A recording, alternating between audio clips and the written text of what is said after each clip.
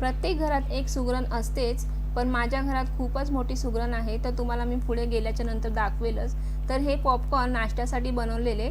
तर मी इथे गरम पाणी पीत आहे, कारण मी चहा घेत नाही संध्याकाळचा, पोट माझं जरा जास्त असल्यामुळे। तर ही सुगरण माझी करत आहे इथे सँडविच। तर तिला सँडविच खायचं होतं, म्हणून मला बोलली, मम्मी माझ्यासाठी सँडविच बनव। तर मी म्हटलं ठीक आहे। तर मी सँडविच बनवत असताना ती सुद्धा आली मला मदत करण्यासाठी। मला बोलली, मम्मी मी तुला मदत करू का? तर मी म्हटलं ठीक आहे कर।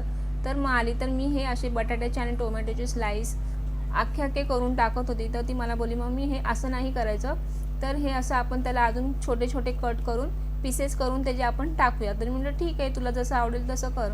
तर तिने असं छोटे छोटे पीस करून टाकले आणि मला सुद्धा असं वाटलं, तर ही माझी छोटीशी सुगरण आहे, तर बघा कशी बनवत आहे सँडविच।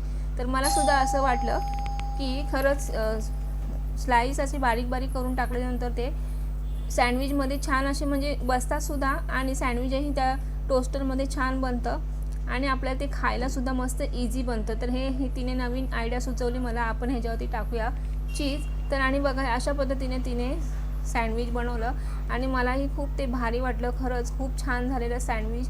आज लेकीच्या हातचं काहीतरी खायला भेटलं आणि इतकं टेस्टी झालेलं ते, खूप मला सुद्धा खूप आवडलं आणि घरातल्या बाकी सर्वांना ते खूप आवडलं। तर बघा हे सँडविच बनवण्यासाठी मी तिला थोडीशी मदत केली, तर तिने खाल्ल्याच्या नंतर स्वतःच सांगितलं की सँडविच कसं झालं आहे।